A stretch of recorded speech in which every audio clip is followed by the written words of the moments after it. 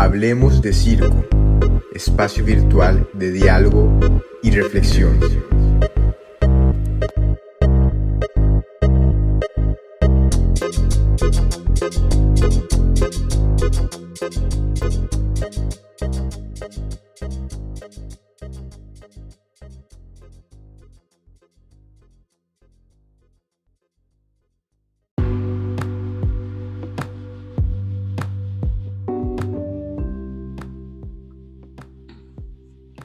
Bueno, bienvenidos a todas las personas que nos escuchan en los podcasts de Hablemos de Circo.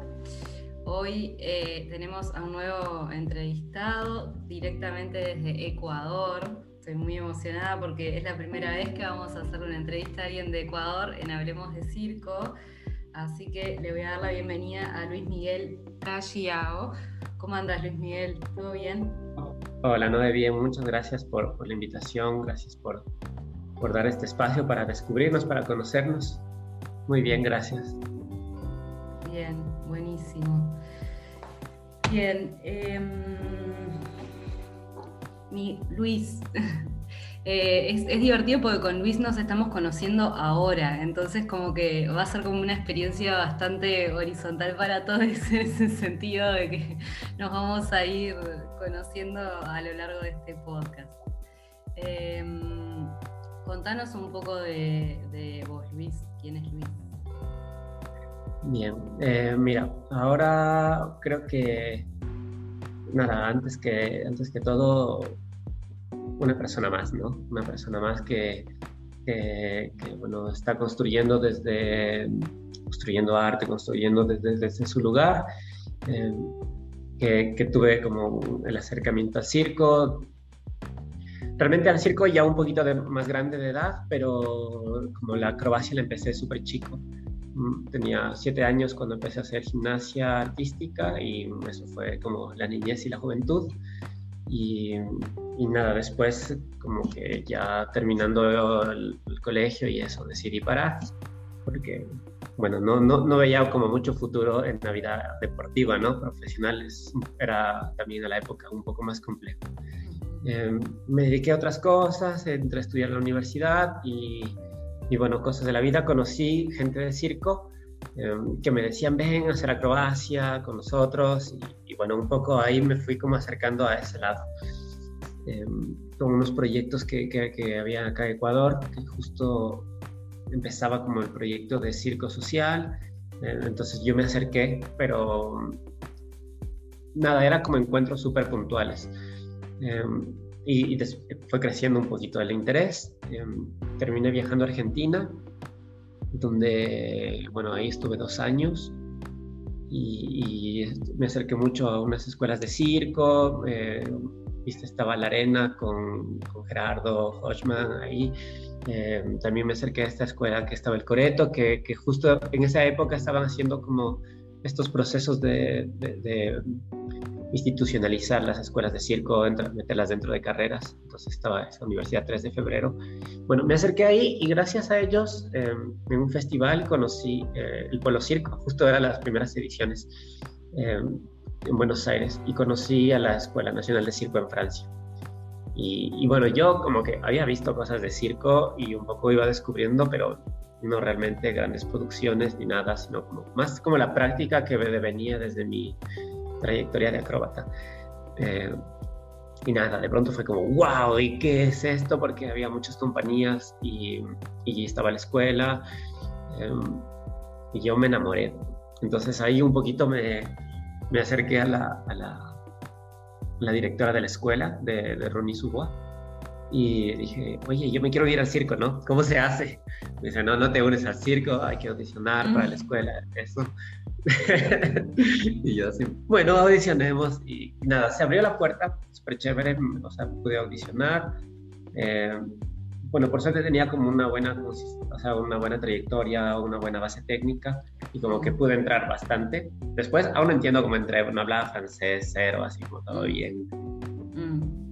A la criolla, ¿no? Pero bien, entonces nada, después hice como la formación en 2 etapas, que es la escuela de la ENAC, que es la Escuela Nacional de Circo en Ronnie Subois en París, y la segunda parte que es en Shalom. Entonces, nada, estuve con eso. Un tiempo me quedé ahí como trabajando en Francia con algunos proyectos y surgió un poco la necesidad de volver a Ecuador. Bueno, más que nada porque habían pasado ya 8 años desde que me había ido de Ecuador y tenía como esta necesidad de identificar los conocimientos aprendidos, las ganas de crear, pero desde una postura un poco más mía, ¿no? Porque ahí viene como esto de que, claro, Europa tiene un contexto y también los cuestionamientos y las producciones europeas tienen un contexto que me encanta, que está buenísimo, pero yo también me sentía un poco ajeno a eso porque no hablaba tampoco de una identidad propia, o sea, como Ecuador, como América Latina. Y me daba ganas como de empezar proyectos acá en Ecuador. Entonces me animé, me vine para Ecuador. Ya son casi 6 años y comencé con un proyecto que se llama Alerta Naranja, que es como un proyecto de profesionalización de circo. Como que lo apunto desde 2 lados, ¿no? Que la primera parte es como crear una compañía que pueda crear obras y las obras se sustenten y que estén en constante movimiento dentro de lo que se puede. Porque, claro, tú sabes, ese es como un tema, ¿no? A veces uno estrena obras y se estrenan obras. Sí. Y el otro proyecto, que es como que el que toma más tiempo, es desarrollar, o sea, crear una escuela de circo. Acá aún no tenemos una escuela de circo, entonces es como un anhelo gigante de toda la comunidad de artistas y nada, estamos así con eso. Bien. Y estás en la ciudad de Quito, ¿verdad? Ahora estoy en la ciudad de Quito, en un mes más o menos creo que me voy a mudar a Guayaquil, porque nada, ahora estoy trabajando como docente en la Universidad de las Artes. Okay. Entonces, por el tema virtual, estoy acá en Quito, entonces no he requerido, pero la universidad está en Guayaquil y hay como la proyección de volver a presencial, entonces creo que no. Bien. Movemos todo para allá. Qué bien. Bueno, y agradecerle ahí también a Ariana que nos hizo el enlace, que nada, justo la conocía a Ariana Mora de eso, de la vía virtual y le dije, oye, ¿a quién me puedes recomendar de ahí de Quito para hacerle una entrevista? Y ya nos puso en contacto. Y loco, Ari no la hemos visto tanto tiempo, o sea, es que, wow. Pero sí, es como un súper encuentro. Fue una de las primeras personas también con la que tuve contacto de cuando ya dije, o sea, me metí al mundo del circo. Un abrazo. Bien. Che, buenísimo. Y eso, ahora entrando como en esta capa que nos contabas de Alerta Naranja, sería como el proyecto que estás desarrollando ahora ahí en la ciudad. Contanos un poco más de eso, o sea, ¿hace cuánto tiempo que estás en eso y cómo va? Sí, Alerta Naranja, un poco como nació el nombre, ¿no? Digamos, nació como en la necesidad de generar movimiento, ¿no? Como de generar una alerta que ponga a la gente en movimiento y que se haga notar, que tenga visibilidad. Naranja fue un poco porque el rojo me parecía como crónica roja, peligro. Entonces, naranja me parecía un color igual que como que renueva, ¿no? Entonces, como que me venía un poco por esa línea. Y sí, más o menos el proyecto nació justo, venía un poco, ya lo venía pensando, no tenía nombre, pero ya como que desde que llegué, más o menos 2016 arrancó el proyecto. Justo tuve como un acercamiento con la gente del proyecto de circo social de Quito, que es como, durante un buen tiempo fue uno de los lugares como de encuentro más grande de los artistas de circo. Entonces yo me acerqué porque no conocía mucha gente y bueno, ahí justo había un grupo que terminaba como un proceso de circo social y me apareció la oportunidad de crear una obra. Entonces nos lanzamos para hacer una obra con 10 artistas en escena. duro, o sea, uno tiene como las ganas, ¿no? El circo súper colectivo y vamos por mucho, pero en la práctica 10 artistas es un reto.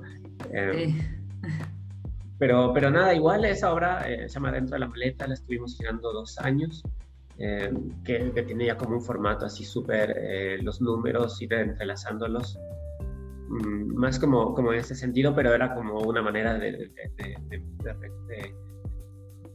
concentrar también un poco a la gente en una propuesta artística, que igual las había, ¿no? No quiero decir que era la primera, o sea, había propuestas, pero nada, como que yo también venía justo como de una formación europea y a ellos también les interesaba mi trabajo, entonces hubo una dinámica chévere de trabajo y salió ese proyecto. Después hemos hecho otras obras, igual como colaboración, digamos, la segunda, que fue con una persona de teatro, dos personas de la danza, uno de México, una chica de México, uno de Argentina y dos de Ecuador, que es como creo que la obra que más hemos llegado a mover, como que hemos hecho muchos festivales aquí en Europa, entonces, pero igual esta obra ya como que tiene un contexto un poco más social, los lenguajes no están tanto en las destrezas o en mostrar la danza en movimiento, sino como son un medio de comunicación, el cuerpo se pone en medio de comunicación, y ahí es un poco de donde alinea mi trabajo, ¿no? Mi trabajo, la interdisciplinaridad, el cuerpo como punto, como vértice para un lenguaje dentro de una dramaturgia, un lenguaje poético. Entonces, después nací otra obra un poco más, un circo contemporáneo que se llama Manual para los que llegan tarde. Y una última que hicimos el año pasado, que es la que aún la estamos moviendo, justo antes de pandemia, se llama Sin Domicilio Fijo, que también esa fue como un súper reto porque, claro, tenía 2 chicas que venían de la danza, 3 chicos que venían de circo, y a unos les puse a bailar y a otros les puse a hacer aéreos y todo. Entonces, ha sido como una linda experiencia, me atrae muchísimo esta idea de trabajar el cuerpo en el desafío de descubrir elementos nuevos, de combinar disciplinas, de combinar lenguajes. Sí, como algo del riesgo también. Una pregunta con la que vengo hace tiempo trabajando, un poco tiene que ver con eso también. ¿Cómo mover la idea de riesgo en otras direcciones dentro de la escena circense, ¿no? Y capaz que hay algo de esto de eso, capaz que un cuerpo que no tiene tanto conocimiento en una destreza circense, pero sí tiene un entrenamiento, una inteligencia corporal, cuando la pones como, no sé, como que ahí hay una decisión arriesgada en el de decir, voy a trabajar con bailarinas para que hagan aéreos, ¿no? Como que pero claro, de repente pasan otras cosas también, ¿no? En esos cruces. Sí, totalmente, y ahí como surgen nuevas calidades, unas maneras que tú te dices como, qué loco, cómo te observas y dices, ¿por qué lo hizo así? O sea, buenísimo, ¿no? Yo nunca lo hubiese hecho así porque, claro, tengo otra manera de abordarlo y de pronto nace. Y también en el sentido como de integrar, el circo tiene como esta esencia, ¿no? De integrar, o sea, en su historia el circo vive integrando disciplinas, vive integrando, no sé, como si vemos mucho en la historia, tú ves, integra gente que dentro de la sociedad normalmente estaba excluida, por así decirte, la mujer barbuda y el hombre más alto del mundo y el hombre más pequeño del mundo y tipo, entonces, y de pronto se conjuga en este lugar, se integra. Entonces siempre ha habido como esta esencia integradora, horizontal de circo. Entonces me parece como también lindo seguir integrando, ¿no? Me parece interesante seguir integrando otros lenguajes, otras maneras. Y es un poco también donde, claro, manteniendo la esencia y la transformas, como tú dices, transformar el riesgo y también transformar el riesgo dentro de la puesta en escena, dentro de la dramaturgia, que ya no sea como los tambores, porque va a caminar muy alto, sino como que te llega a transmitir esto, ¿no? Un poco lo que es el circo contemporáneo, sí, podría decirse, muy difícil catalogar, pero como dentro de esa línea, ¿no? Sí, como en esto también Sí, como irnos actualizando las preguntas y también está en eso también de como celebrando también la diferencia y eso, y la forma en que cada quien ahí tiene también de hacer. Se me venían varias cosas escuchándote. Esto de que hablabas hoy de la dramaturgia del cuerpo, de lo poético, o como tu interés en eso en general, en buscar como lo poético en estas dramaturgias del cuerpo, y también que hablabas del cuerpo como medio de comunicación, que eso está bueno también ahí. Con Tommy Socco también estuvimos conversando, sí lo topas a Tommy, ¿verdad? Que es un malabarista argentino también ahí. Y estuvimos hablando mucho de eso, como sí, y también en esto de las categorías del circo, ¿no? Como que igual hay algo a lo que nombramos contemporáneo, que un poco hay un acuerdo de a qué estamos nombrando circo contemporáneo, ¿no? Como pese a las diversidades de circos contemporáneos también como que hay una estética en la que vamos como poniéndonos de acuerdo en eso.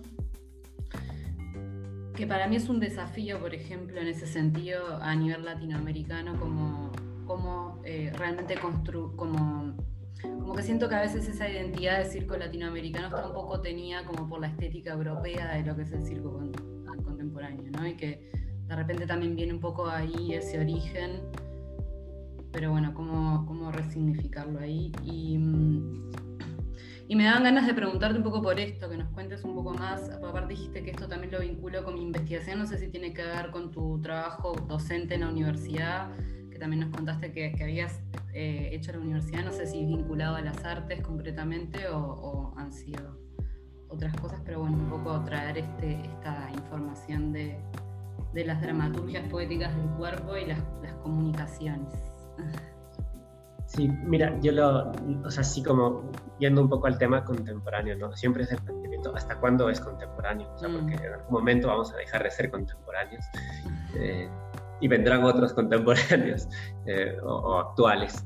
Entonces, claro, yo creo que viene un poco desde, digamos, del circo tradicional, pensar como circo tradicional como algo que se transmite por tradición. O sea, creo que esa es la esencia, ¿no? Tradición, entonces la familia, y que genera una estética clásica, que más que cualquier cosa creo que viene en la estructura. O sea, me refiero un número tras otro y conectados con un señor loyal que conecta los números y clowns que interactúan entre los números y tienen también su espacio. Esa es como una estructura clásica. El circo tradicional, y se conecta un poco con la investigación ahora que yo tengo, más otras investigaciones de otras personas, es ¿dónde pones el interés de tu dramaturgia, ¿no? Tal vez que viene un poco de la escena postmoderna, como hay artistas que se centran en desarrollar estructuras y es la relación de los intérpretes con esa estructura, ¿no? Pero es como la estructura toma su protagonismo en escena y todo gira en torno a ella. Bueno, un poco caso europeo, Joan Bourgeois, ¿no? Con sus escaleras, los trampolines o los platos giratorios. Otros, o gente que nace a partir del cuerpo, ¿no? Entonces la transmisión de sensaciones y es exclusivamente la exploración del cuerpo, como hasta dónde, cuál es el límite, qué es lo más lejos que puedo llegar, sin que se vuelva una demostración, sino como una prueba y el juego de qué puedo llegar a hacer con mi cuerpo, cómo se puede transformar y convertir, y la dramaturgia centrarse en ese lugar. O pensar en las relaciones, ¿no? Entonces puedes como solamente plantear situaciones donde los artistas se interrelacionan y hablan a través del cuerpo como lenguaje, porque es un movimiento. Entonces, incluso muchas veces me aparece la duda de ¿por qué hago un mortal, no? O ¿por qué lanzo pelotas? Y como porque me relaciono después con gente que hace teatro y dice, pero el texto también lo dice. Entonces yo le digo, ¿por qué hago esto? No, pero no tengo que explicar por qué hago esto, es lo que hago. O sea, llevo más de 20 años haciendo esto, o sea, es porque hago esto nomás. Entonces ese es mi lenguaje y basta con eso, no necesita justificarse. Entonces justamente desde ahí, desde un cuerpo que puede hablar, un cuerpo que es súper sincero en lo que hace, porque, bueno, creo que el trabajo escénico es como del tipo de los trabajos que no puedes mentir, ¿no? O sabes o no sabes hacerlo. Tipo, hay otras profesiones que tú dices como, sí, yo sé hacer esto, y no, pues que ahora no, y puedes hacerte loco, pero aquí no puedes mentirlo, o sea, se hace o no. Entonces es súper honesto, y el cuerpo es súper honesto en ese sentido. Entonces, claro, nace ahí la investigación. Ahora la estoy vinculando mucho como dentro de este contexto académico, porque, bueno, estoy dando clases en una carrera de danza, porque, bueno, también tuve mi acercamiento a la danza, trabajé en la Compañía Nacional de Danza un tiempo, acá en Ecuador, y entonces tengo una materia que viene un poco desde mi investigación personal de combinar la danza con la acrobacia, que es como de técnica contemporánea. Tengo otras materias de improvisación que yo lo enfoco mucho hacia la creación, entonces es como recursos creativos más que una forma de danza. Pero también se abren unos espacios de vínculos con la comunidad, y hubo un proyecto que se desarrolló como con la comunidad artística y se llama Nómada, el cuerpo multidisciplinario para la escena actual. Y donde yo planteo un poquito, ¿no? Esto, ¿no? Como el cuerpo como punto de encuentro en muchas disciplinas, en buenas disciplinas escénicas, porque estás ahí presente, y cómo puedes manejarte para dentro de una escena. Y uno de los cuestionamientos que planteo dentro de este taller, el laboratorio de investigación, es en América Latina, nosotros tenemos, porque no es novedoso ser multidisciplinario, pero tenemos esta tendencia, porque realmente hay un interés artístico de tener esta multidisciplinaridad, o resulta de una necesidad social. Ajá, porque total, nosotros, bueno, somos escénicos, pero terminamos haciendo producción, gestión, redes sociales y todo, ¿no? Y barriendo. El multitasking total. Claro. Entonces, un poco viene desde ahí, ¿no? Igual, y eso creo que es parte de las cosas que generan la identidad de la dramaturgia de América Latina. Algunas veces como que conversaba con gente allá de mis compañeros en Francia y me decían, ¿por qué los latinos siempre hablan de cosas así? Y le digo, ¿cosas como? Me dice, así como duras, como... Digo, no sé, pues, lo que vivimos. Claro, porque claro, a veces llegan obras y se venden como la obra de Colombia o la obra de tal lugar. Entonces, claro, llegaban, por ejemplo, Cir Colombia y tenían sus propuestas, una propuesta sí que habla súper de barrio, no sé si la has visto. Me dice, ¿pero por qué hablan de eso siempre? Le digo, pero porque es lo que vivimos siempre, ¿no? O sea, claro. Hay caos. No lo vamos a ocultar, es lo que hay. Sí, también esta Ileana Dieguis, la topás, una investigadora cubana que vive en México, que es la que habla sobre teatralidades liminales. Y varias veces en sus textos y también en alguna entrevista que ha hecho, habla de como cierta característica política en especialmente el arte latinoamericano independiente, ¿no? Como que hay algo ahí, tanto en las formas de trabajar, ¿no? Como en los modos de que nos organizamos en los colectivos autogestionados y tal, para poder, para hacer, para crear, para esto, gestionar, producir, como que también, o sea, eso, más allá del modo de organizar, eso, su investigación tiene mucho que ver con eso, con los modos de organizar, pero habla también como de los contenidos de los trabajos, ¿no? Como que hay una fuerte raíz política en los contenidos de los trabajos escénicos, principalmente de colectivos independientes. Sí, o sea, es total, y creo que es algo que nos atraviesa a todos, ¿no? Como carencia de recursos económicos. Realmente creo que en América Latina es una constante, hay países que están un poco mejor que otros, pero hay esa necesidad, hay esa urgencia, y es lo de lo que se vive, entonces te atraviesa para hablarlo. Sí, y que también pasa esto, ¿no? Como que igual, o sea, sin romantizar la experiencia ni nada, pero sí hay algo de, no sé, a mí me ha pasado igual de estar en Europa e ir a ver cosas que digo, o sea, como no me pasa nada con todo esto que tienen. ¿Me explico? Como también, o mega empresas, no solo hablando de Europa, de cualquier mega circo de la vuelta o de lo que sea. Pero como que hay algo también ahí de esa potencia de tener o como esta misma cosa que hablábamos hoy, ¿no? De esto de hacer más de un rol a la vez y tal. O sea que sí, está bueno, ser críticas y ver de qué forma también podemos ir también enfocando de algún modo la cosa y distribuyendo un poco esos roles para poder seguir como creciendo en algunos planos, pero sí, está bueno esto que traes. Sí, y también como el hecho de plantearse tipo como actores, como agentes culturales, ¿no? Porque si bien el circo no es una prioridad de atención social, creo que casi en ningún lugar, y tipo en América Latina que tenemos como el fútbol como atractivo principal, donde claro, la gente está pendiente de eso, y no está mal, pero no está para nada mal, porque eso es también lo que ha marcado un poco las dinámicas de interrelaciones, incluso culturales, entre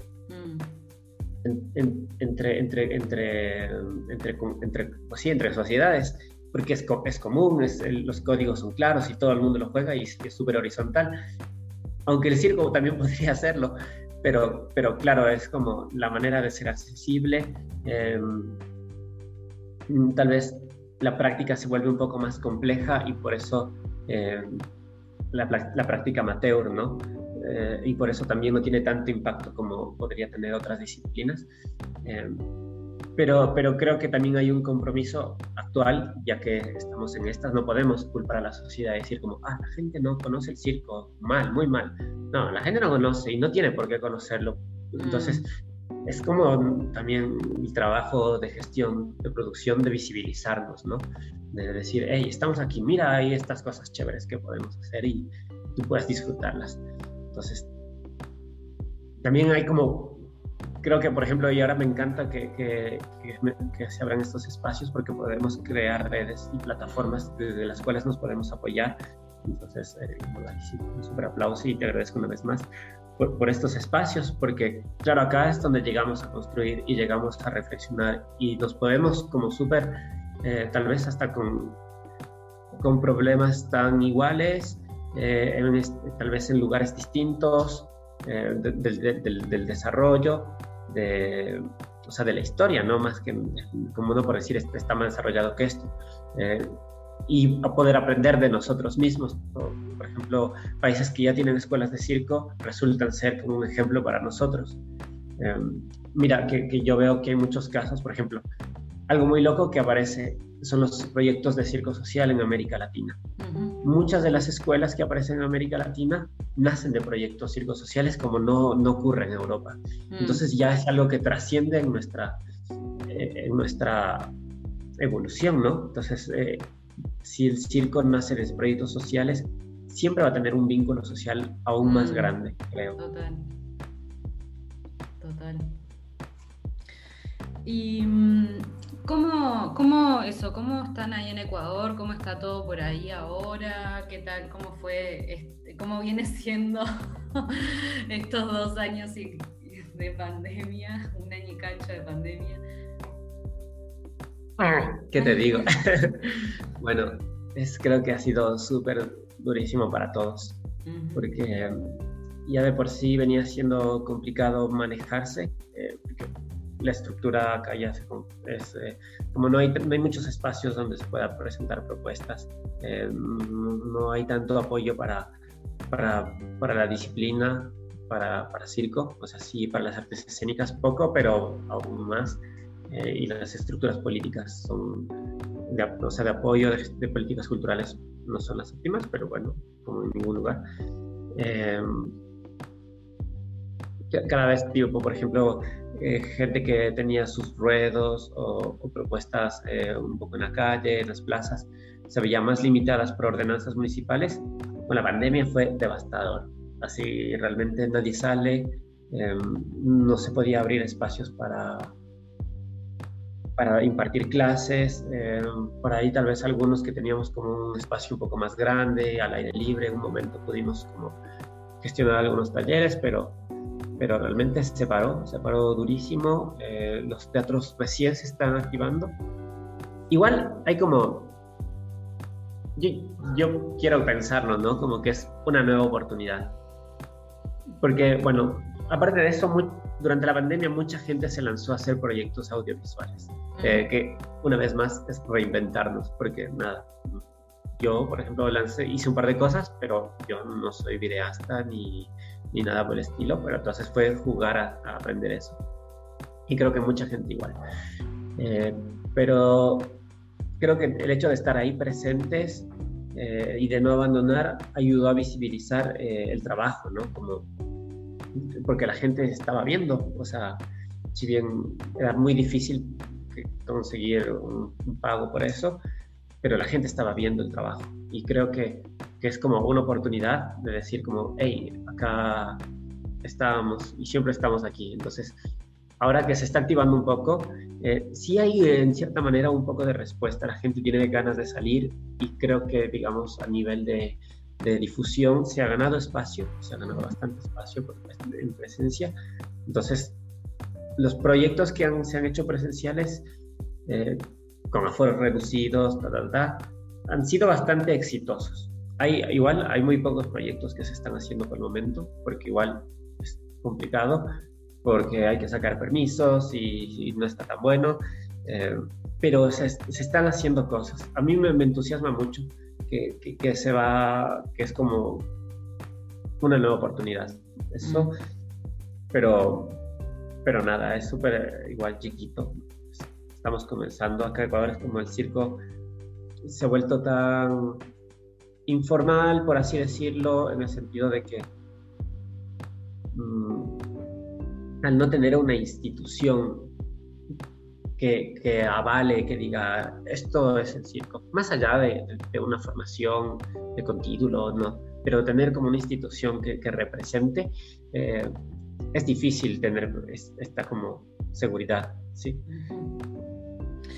¿Y cómo ha sido ahí como en términos de red? O sea, no sé, cómo ustedes ahí en Ecuador tienen como una red de gente de circo que esté funcionando, o sea, con voluntad ponerle gremial o no necesariamente. Mira, hay una asociación de artistas de circo que es más que existía, yo no la conocía, recién la conocí, que existía, pero desde artistas de circo de carpa, tradicionales. Entonces, en un momento, esa red se limitó ahí, esa asociación se limitó ahí. Y justo antes de la pandemia, había arrancado un proyecto como de crear una asociación de circo contemporáneo o algo así. Y tuvimos contacto con esta otra asociación y medio que existió esa apertura, ¿no? De congeniarnos. Eso estuvo bueno. Hay un tejido de circo social que es también un tejido que está en América Latina. Yo no me vinculo mucho con el proyecto de circo social, o sea, cerca, pero no estoy así como súper presente. Pero está esa red y funciona bastante bien, generan talleres. Los de Ibercultura Viva, ¿no? Sí. Sí. Y bueno, este proyecto que yo te estaba diciendo que teníamos, que justo lo habíamos empezado, ahí unos 2 meses antes de la pandemia, como que fue el proyecto de Año Nuevo, dijimos, vamos a sacar esto y la verdad nos cortó la viada. Pudimos después conseguir un poco de reuniones ahí, pero para ser honesto creo que la prioridad de todos estaba en otro lado, un poco en sobrevivir. Claro, sí, total. Y no había tanta intención de congregarse y de sacar proyectos desde ese lugar. Pero bueno, ahora espero que se pueda retomar ese proyecto, estaba bueno, y ampliarlo como no solo en Quito, sino en todo Ecuador.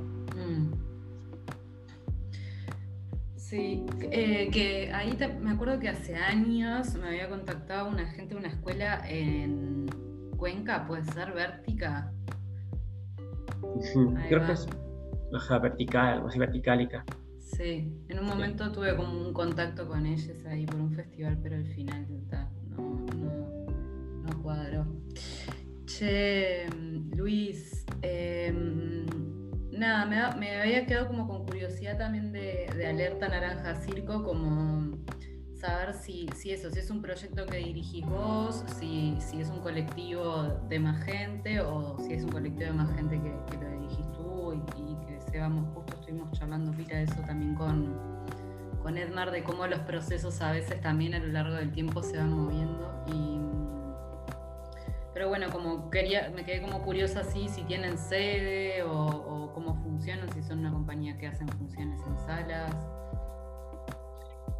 Mira, ahora, bueno, Alerta Naranja es como mi proyecto, ¿no? Entonces, nunca trabajo solo, siempre como para cada proyecto que hay dentro del proyecto, hago una convocatoria para audiciones, trato de gestionar por ahí un poco de auspicios para podernos reconocer ahí o financiamientos, el trabajo. La verdad no es que hemos logrado así tener como una estructura económica bien. Hemos logrado salir, pero lo que creo que sí tiene como una estructura creativa chévere. Entonces hay una dinámica buena de llamar audiciones y según los perfiles que tengo en mente se lanza proyectos.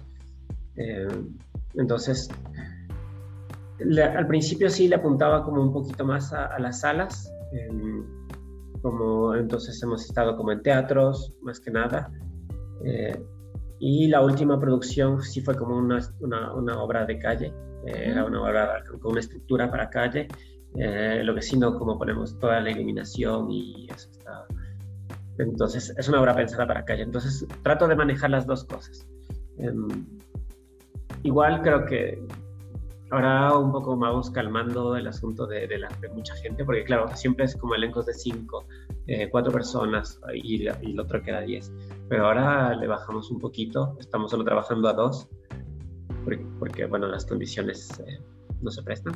Entonces, un proyecto que no ha habido como un apuro de decir lo estrenamos, porque como que tampoco con la incertidumbre de lanzarnos a decir ya esta fecha, gran estreno, pero pues hemos estado trabajando con un colega, Billy, que estuvo en Argentina, que hizo una escuela en Argentina, y nada, hemos estado ahí, que es como un poco el proceso de Alerta. Y nada, así como intentando moverlo dentro de los festivales, o siempre que se pueda, como hay espacios en los teatros donde tenemos relación, abrir una temporada de funciones Guarapimos con una entrada paga, o siempre que nos contrate tal vez una entidad, entonces claro, presentamos las obras. Eso. Igual sí, ahí en Ecuador tienen varios festivales de artes escénicas, ¿no? Como que no sé, ¿hay festivales de circo? No hay festivales de circo. Y entonces ese era como uno de los grandes proyectos de esta asociación, ¿no?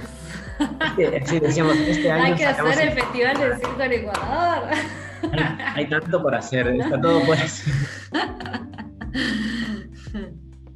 Sí, teníamos muchas ganas y incluso como empezamos a soñar y organizarnos y podríamos buscar aquí, yo pongo esto y nada, bueno, creo que es un buen momento para retomarlo, ahora que estamos igual con muchos cambios desde la política, bueno, cambio de presidente, nuevo ministerio, se cerraron instituciones, abrieron otras instituciones, por ahí hay cambio de dirección en las casas de la cultura, que son como las entidades de las provincias.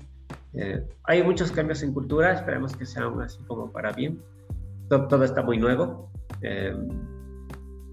Entonces, sí, por algún lugar encontrar una vía. Yo estoy tratando como de encontrar una vía ahora que tengo la conexión con la universidad, de algún momento poder abrir una escuela de circo. Siempre todo es presupuesto. O sea, abrir una carrera de circo dentro de la universidad. Y de los procesos de investigación, ¿no? Que siempre están como interesantes. Bueno, buenos deseos para eso, ojalá que sí. Gracias, Ojalá Noel. que Sí. sí. Sí, nosotras acá en Uruguay estamos un poco en ese proceso también. No tenemos como una escuela así universitaria de circo. Hay así como en galpones y escuelas como eso, más informales y tal. Pero bueno, un poco creo que ese es más allá como de la institucionalización de la formación del artista de circo, de los artistas de circo, como que también hay algo de eso, ¿no? Como todo el mundo que se abre a nivel institucional y de hacer ese vínculo con la academia también, ¿no? Que bueno, que abre ahí otras posibilidades también. Igual, por ejemplo, yo creo que, bueno, entonces, algo que se ve mucho ya, acá está como empezando un poquito, pero sí yo, como de lo que tengo entendido, claro, esto de los galpones, de los espacios, es una movida súper grande e importante porque es donde empieza a democratizarse también la enseñanza, ¿no? Porque si bien la institución académica y un título es como que ayuda a generar una validación frente a la sociedad, decir como, mira, esto es válido, es una profesión,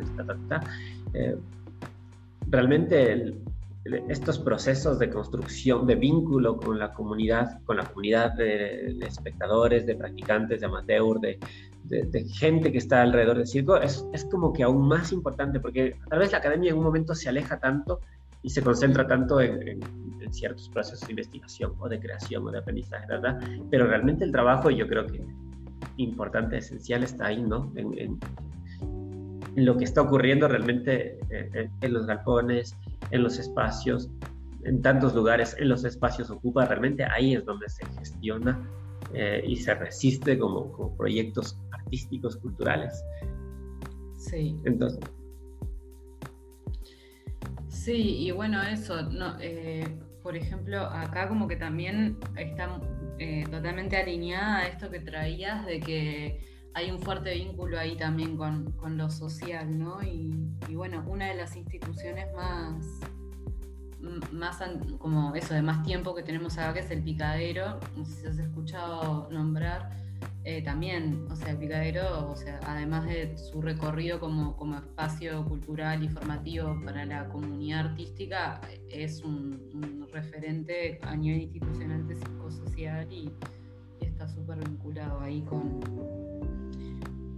esa rama también ahí del circo.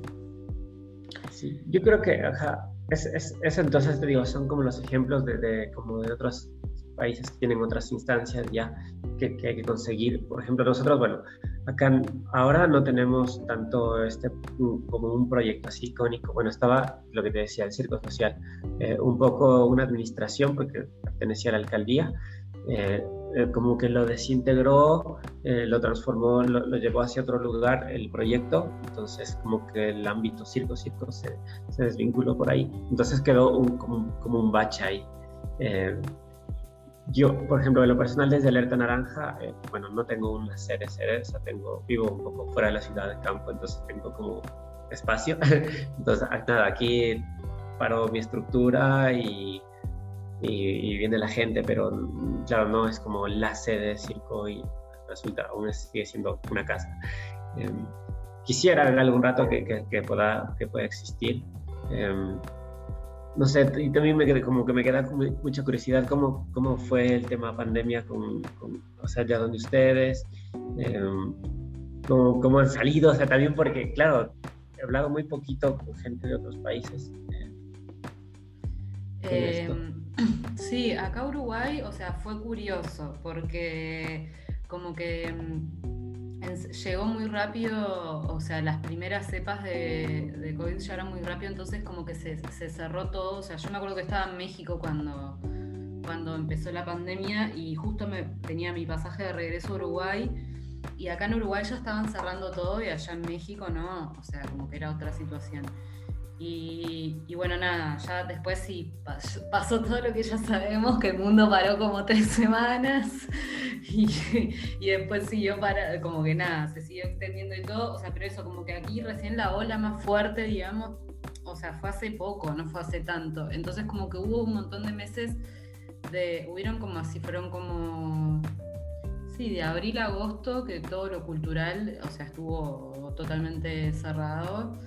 Y bueno, en agosto del año pasado se volvió como a activar un poco y ya luego para el verano ahí sí se empezaron a disparar los casos un poco, ahí sí como que llegó la pandemia un poco más real, porque eso, se abrieron las fronteras y empezaron como a circular así, eso, empezó a haber más circulación y claro, y se volvió a cerrar todo en el verano, entonces eso fue bastante catastrófico porque era como justo el momento de zafra de muchos circos y de mucha gente que hacemos temporadas de verano y tal. Y ya era la segunda temporada, la temporada de invierno no había sido. Pero bueno, nada, para lo que nos sirvió, o sea, como comunidad circense, se generó la Red de Artes de Circo Uruguay, que está haciendo así tremendo proyecto de la comunidad de circo aquí, que estamos como súper contentas ya hace un año y poco que empezó la red y como que sí nos vino a recordar esta precariedad en la que vivimos y que en realidad es nuestra responsabilidad de algún modo también empezar a generar esos diálogos, como que esto de que la institución no va a venir a decirnos chiques, necesitamos una escuela nacional de circo, necesitamos un plan nacional de circo o necesitamos una cuota de rubros para que el sector pueda producir y crear. Como que ese diálogo, esa negociación nos toca hacerla a nosotros y estar ahí con todo el tiempo. Eso, o sea, realmente estamos haciendo una militancia dormida, o sea, metiéndonos en todos los lugares que podemos a nivel político, educativo, incluso instituciones de autoridades culturales y tal, como empezar a hacer nombrar el circo, ¿viste? Como en ese lugar, como que a cada cosa que aparece, como, bueno, circo, y como que ahí a poco se van generando algunas cosas y bueno, estamos un poco en ese proceso ahora.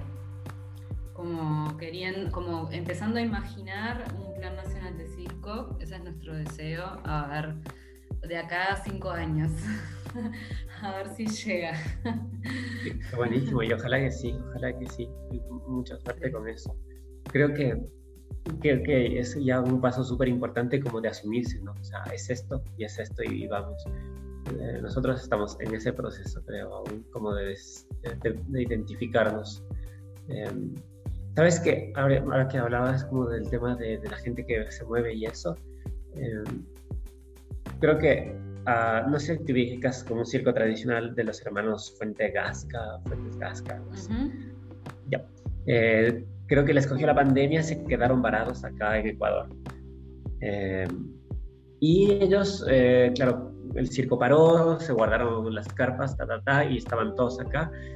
Y en un parque acá en Quito, que se llama La Carolina, ellos comenzaron a entrenarse ahí.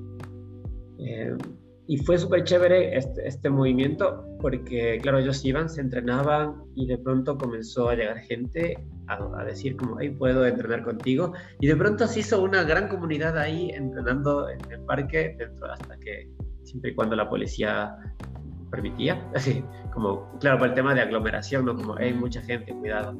Pero de pronto se creó una dinámica, ¿no? Y ellos estuvieron ahí como impartiendo talleres, como aprovechando el césped, aprovechando los árboles para abrir estos espacios también como de transmisión de conocimientos, de compartir.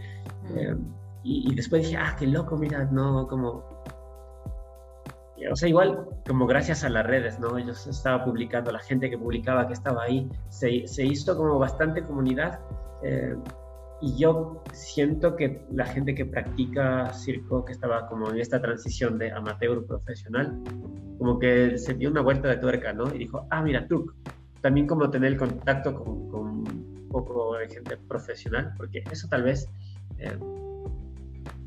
falta identificarnos los profesionales y darle el motivo para que los demás también se pongan en eso. Entonces fue como un lindo fenómeno. Ahora, por suerte, creo que ya muchos de ellos encontraron otras cosas. O sea, por suerte por ellos, ¿no? No por el movimiento, No, pero, sí. pero qué bueno, porque imagino que estuvieron mucho tiempo ahí en la incertidumbre. Entonces sé que ya tienen algunos proyectos y están con eso.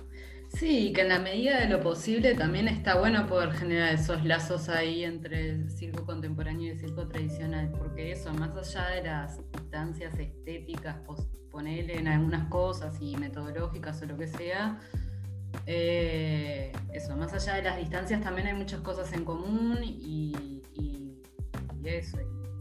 No sé, por ejemplo, en la red, aquí está integrando la red una colega del circo Rolex, que se llama, que es un circo aquí del interior del país. Y bueno, y ella en realidad un poco en un momento nos decía, Ulises, tipo, nosotros, o sea, como que ya tenían súper asumida que esta era una crisis y que en la crisis, nada, hay que ver qué se hace, porque el circo para, ¿no? Y nada, como, no sé, trae un montón de reflexiones ahí de cosas que al final te terminas dando cuenta que tampoco es que hay tanta distancia, ¿no? Y que está bueno ahí escucharnos y como conciliar para poder ahí generar ese bien mayor, ¿no? O sea, como que hay algo de... También eso, o sea, nosotras ahora estuvimos haciendo el relevamiento, por ejemplo, que ese fue un proceso que entendimos que era necesario para poder ir en dirección al Plan Nacional de Circo, saber quiénes somos, cuántos somos, quién hace qué, cuánta gente hace qué, quién se dedica solo al circo, cuánta gente hace más de una cosa, como, nada, conocernos un poco más como comunidad y saber realmente de qué estamos hablando, como estamos hablando de circo en Uruguay. Y ahora estamos como en ese proceso, ya hicimos como un primer ahí corte y estamos como procesando los datos y vamos a seguir igual. Y este tipo como censo que ustedes lo hicieron, ¿cómo lo manejaron? ¿Tipo súper virtual o sí. como que ya? Sí, pero eso no tiene el mismo impacto, creo yo, que si estuvieran habiendo convenciones o festivales presenciales y o sea, como que nada, hemos estado ahí súper... Y también qué pasa que nuestra comunidad circense es muy anarca también en un montón de cosas.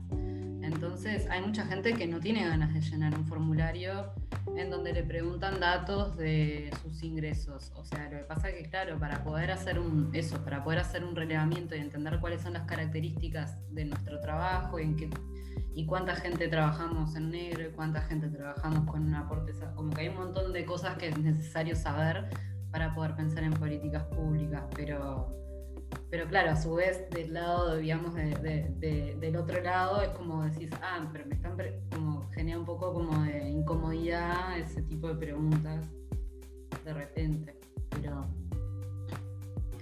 nada, ahí vamos. Sí, o sea, me súper interesa porque claro, justo eso fue de las cosas que habíamos conversado. Es importante, decíamos, crear un censo, saber cuántos estamos y en qué condiciones. Pero claro, yo un poquito, porque también hice una maestría, ahora aprovechando la pandemia, como en gestión cultural, y había planteado como una investigación de generar una escuela de circo, entonces hice como un pequeño censo de saber cuánta gente podría estar interesada o gente que piensa que ahora no es el momento, diferentes cosas. Entonces, fue muy loco porque, claro, tal vez como el medio más cercano a mí me ayudaron con información, pero yo veía que no tuve tanto impacto como más allá de la gente que me rodea, ¿no? O sea, tal vez un poco de personas sí llenaron la encuesta, pero yo sé que hay mucha más gente haciendo circo, pero que no está en mi entorno y no, como que no llenó el formulario o no quiso, a pesar de que era anónimo, así como no tenía nombre, solo tenías que llenar los datos para o sea, porque también tenía como fines de estudio, ¿no? Pero no, claro, no había esa intención. Sí, o sea, nosotras lanzamos el relevamiento en marzo y recién ahora hicimos el primer corte, por ejemplo. O sea, el formulario va a seguir abierto. Creo que la intención es dejarlo unos cuantos meses más. Porque también pasa eso, por ejemplo, o sea, hay muchas cosas que pasan del circo, principalmente contemporáneo en Uruguay, que se centralizan en Montevideo. Entonces, como también ese es un proceso en el que estamos, ¿viste? Como, nada, como igual sí se han construido muchas cosas, por ejemplo, la Convención Uruguaya de Circo se hace afuera de Montevideo. Hay otro encuentro que se llama Malabar, que se hace en la costa también, como que nada, o sea, pasan cosas afuera de Montevideo, pero como que la mayor, nada, como la mitad de la población del país vive en la capital. Claramente hay un montón de cosas que pasan ahí, y bueno, también el cómo hacer que ese formulario llegara a otros lugares, ¿no? Y un poco también generar lazos a través de eso. Por ejemplo, hay mucha gente que, nada, llenando el formulario también como que se enteró de la red y como que ahora están queriendo saber más de en qué andamos y cómo participar y tal. Wow, qué bien. Sí, igual siempre creo que como esto también ir a acudir y conversar y compartir siempre da mayor interés, ¿no? Pero nada, yo tomo nota porque bueno, claro. Igual eso, y también súper disponible si en algún momento, nada, ya quedamos conectadas. No, te me cortaste, perdóname. Que cualquier cosa súper disponible, que ya quedamos conectadas, digo, ya está el enlace. Muchísimas gracias, sí, o sea, nos hace falta mucho apoyo, igual nosotros también estamos ahí como para generar redes y siempre es un gusto, ¿no? Como ampliarnos y ver y reconocernos también, no solo en lo pequeño, sino también en lo grande. Total. Bueno, eso. Bueno, Luis, estamos llegando al final de nuestro encuentro el día de hoy. Saber si hay algo con lo que te quedaste ganas así de decir, de contarnos, de compartir, algo que te haya quedado así como esto. Yo nada, una vez más, súper feliz por este encuentro, que bueno, yo creo que también estas redes y siempre como conocernos desde afuera, o sea, desde afuera hacia adentro está súper válido. Estoy súper contento con lo que te decía, por ejemplo, ver gente que venía de gira de otros países y generó una movida acá, eso también es chévere. Nosotros también nos gustaría como tener como estos encuentros, no siempre ir viajar, de que nosotros podamos generar como alguna plataforma o algo así. Nos gustaría siempre invitar a gente de afuera para que nos comparta sus procesos, sus experiencias, igual nosotros también ir construyendo de la mano. Muchísimas gracias. Sí, estamos como Circo en Ecuador, hay movida, poquita, pero estamos construyendo. Y nada, qué gusto realmente conocer, qué gusto saber que estamos así como, que somos tan iguales así por todas partes. Ajá, tenemos como el corazón ahí, ¿no? Como con las ganas, más allá de donde vengamos, y muchas gracias, eso. O sea, gracias, Luis, sí, totalmente de acuerdo contigo, sí, súper celebro encontrarnos, tejer ahí redes de colaboración y conocernos y eso, y saber que nada, eso, que estamos acá, que nos estamos construyendo también y que eso es como algo re lindo también, ¿no? El circo en Latinoamérica, que sea del circo contemporáneo en Latinoamérica, como que hay algo de que hay mucha cosa para hacer y que está buenísimo también eso. Es tremenda responsabilidad, pero también es un ejercicio creativo súper desafiante. También de humo. Así que eso, agradecerte una vez más, contarte y contarles que lanzamos nuestra convocatoria para escritos, porque queremos hacer el fanzine online, Escribamos de Circo. Estamos como tomando ese riesgo ahora. Así que ahí en nuestras redes, en Instagram, en Facebook, pueden ver la convocatoria. Está, la verdad, que bien bien sencilla. La intención es eso, generar la mayor participación que se pueda, que se quiera, y bueno, encontrarnos también desde otros planos de esto de que está haciendo Hablemos de Circo, que bueno, nuestro deseo es seguir aportando ahí a la investigación y reflexión del circo aquí, principalmente en Latinoamérica, pero bueno, como ir encontrando otros modos también, y entendemos que la escritura y la ilustración también son otros modos de archivo, de registro, así que estamos en eso. Sí, oye, genial, sí, voy a ahí ver si puedo participar con algo, me encantaría, y qué lindo proyecto, muchas gracias una vez más. Espero ya nos conozcamos pronto, presencialmente. De una, bueno, muchas gracias.